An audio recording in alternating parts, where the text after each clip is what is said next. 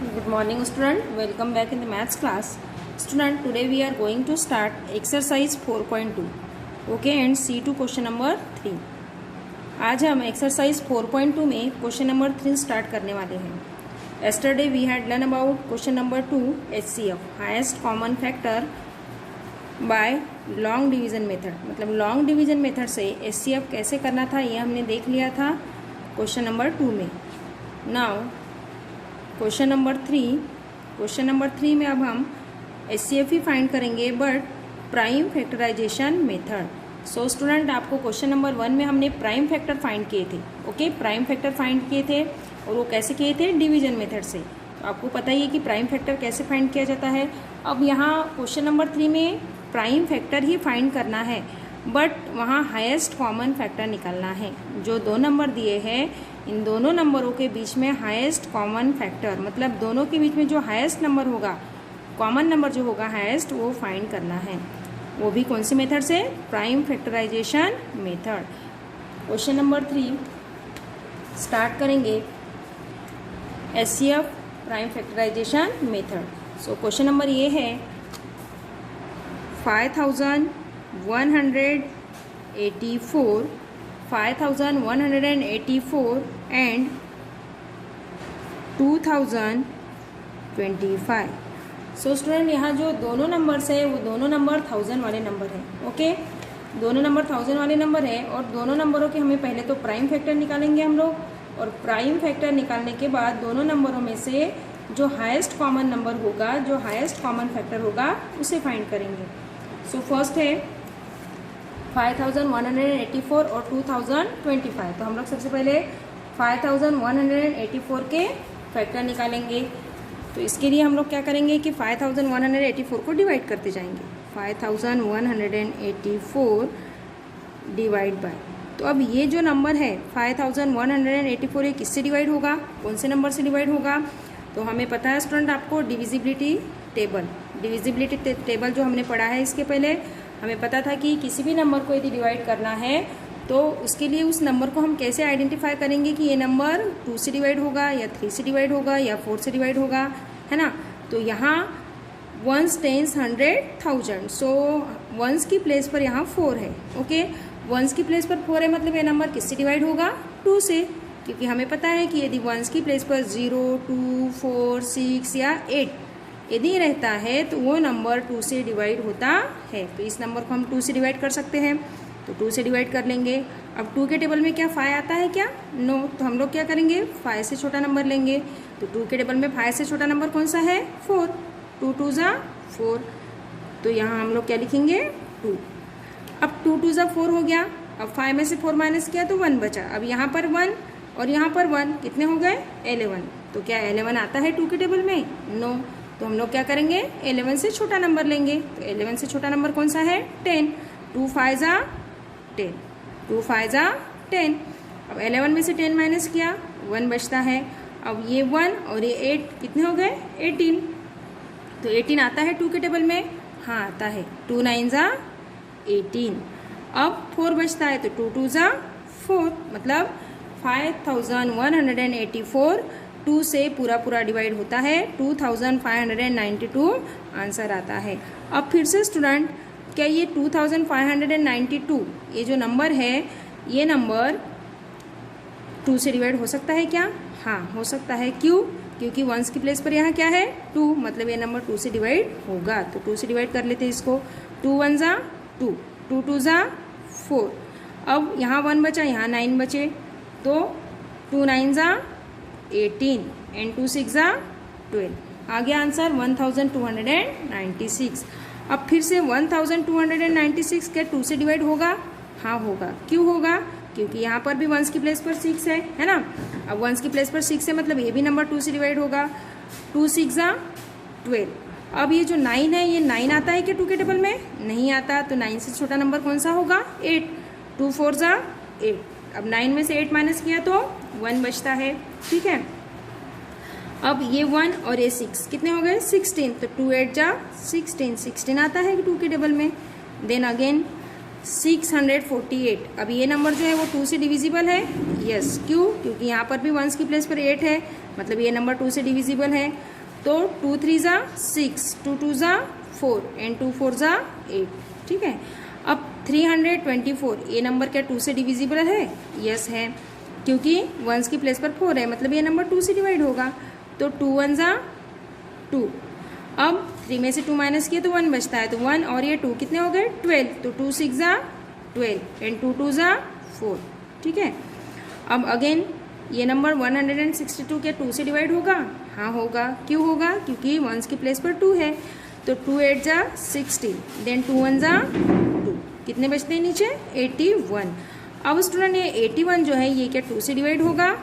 नहीं होगा। क्यों? क्योंकि यहाँ वंस की प्लेस पर क्या है? 1 है, और 1 जो है वो इवन नंबर है क्या? नहीं। तो ये जो नंबर है ये 2 से डिवाइड नहीं होगा। तो हम लोग क्या करेंगे? अब ये नंबर क्या 3 से डिवाइड हो सकता है क्या? तो इसके लिए हम लोग, हमारा डिविजिबिलिटी टेबल पता है आपको, 2 नंबरों को प्लस करेंगे, यदि उसका जो सम है वो 3 से डिवाइड होता है मतलब वो नंबर 3 से डिविजिबल है। तो 8 + 1 9, तो 9 जो है वो 3 से डिवाइड होता है क्या? हाँ होता है, मतलब ये जो नंबर है वो 3 से डिविजिबल है। तो 3 से डिवाइड कर लेते हैं इसको। 3 2 ज़ा 6, अब 8 में से 6 माइनस किए तो 2 बचते हैं, और 3 7 ज़ा 21, अगेन 27। अब 27 जो है वो 3 से डिविजिबल है? यस, क्योंकि 3 के टेबल में 27 आता है। तो 3 9 ज़ा 27, अगेन 9 जो है वो 3 से डिविजिबल है? यस, 3 3 ज़ा 9 एंड लास्ट 3 1 ज़ा 3। हो गया स्टूडेंट, ये प्राइम फैक्टर निकाले हमने, है ना। अब लास्ट में ये जो 1 आ गया मतलब प्राइम फैक्टर निकाले, तो सबसे प्राइम नंबर आ गया कि अभी ये जो नंबर है 1 ये किसी भी नंबर से डिविजिबल नहीं होगा। यदि 1 को 1 से डिवाइड करेंगे अगेन 1 आएगा, 1 को 1 से करेंगे मतलब 1 1 1 1 आते जाएगा जितने भी टाइम करोगे, मतलब ये हमारा लास्ट प्राइम नंबर निकल गया है, ठीक है। ये पूरा ये जो नंबर है इसको हमने डिवाइड कर लिया है, इसके प्राइम फैक्टर निकाल लिए हैं।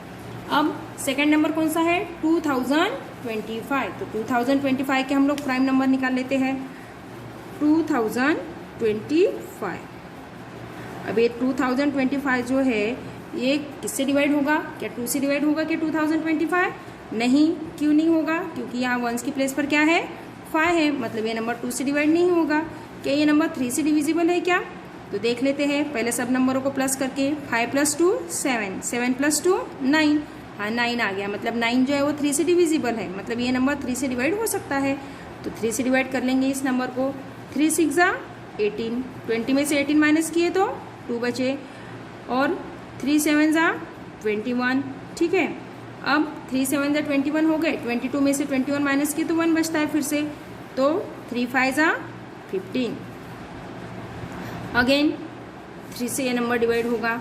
3 2 ज़ा 6, 3 2 ज़ा 6 एंड 3 5 ज़ा 15, ठीक है। अगेन ये जो नंबर है ये 3 से डिविजिबल है। 3 7 ज़ा 21 एंड 3 5 ज़ा 15, अगेन 3 से डिवाइड होगा ये नंबर। 3 2 ज़ा 6 एंड 3 5 ज़ा 15। अगेन ये जो नंबर है 25 क्या 3 से डिवाइड हो सकता है क्या?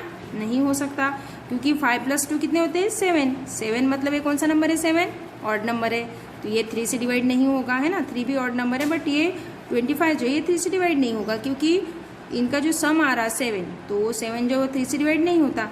अब ये 25 जो है किससे डिवाइड होगा? 5 से। 5 5 ज़ा 25, देन 5 1 ज़ा 5 आ गया प्राइम नंबर, इसके भी प्राइम फैक्टर निकल गए इसके। अब हम क्या करेंगे? दोनों की जो प्राइम फैक्टर निकाले हमने, है ना, यहाँ से यहाँ तक ये पूरे जो प्राइम फैक्टर निकले हैं इन प्राइम फैक्टरों को हम लोग लिख लेंगे। तो अब लिखेंगे, चलो फर्स्ट प्राइम फैक्टर लिख लेते हैं 5184, इसके प्राइम फैक्टर लिख लेते हैं, ठीक है। 6 टाइम 2 है, 1 2 3 4 5 एंड 6, ओके। अब 3 देख लेते हैं कितने टाइम्स है। 1 2 3 4, 4 टाइम्स 3 है, तो यहाँ 4 टाइम्स 3 लिख लेंगे। 1 2 3 एंड 4, ठीक है। 1 जो है 1 को सामने ही लिखना पड़ता है सबसे पहले। फिर 2025, अब 2025 में इसके फैक्टर लिख लेते हैं। पहले 1 लिख लेंगे, फिर 3 जो है वो 3 कितने टाइम्स है? 1 2 3 4, 4 टाइम्स, तो यहाँ 4 टाइम्स 3 लिख लेंगे। 1 2 3 एंड 4। अब स्टूडेंट 5 जो है वो 5 कितने टाइम्स है? 2 टाइम्स, ओके। 5 जो है वो 2 टाइम्स है, तो 5 × 5 हो गया। अब दोनों के हमने प्राइम फैक्टर लिख लिए, इसके भी फैक्टर लिख लिए हैं और इसके भी फैक्टर लिख लिए हैं।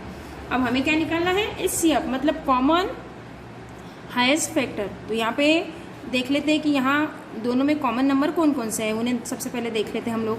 यहाँ 2 2 2 है। अब यहाँ नीचे 2 है क्या, नहीं है, मतलब 2 कॉमन नंबर नहीं निकलेगा क्योंकि ऊपर 2 है नीचे 2 नहीं है।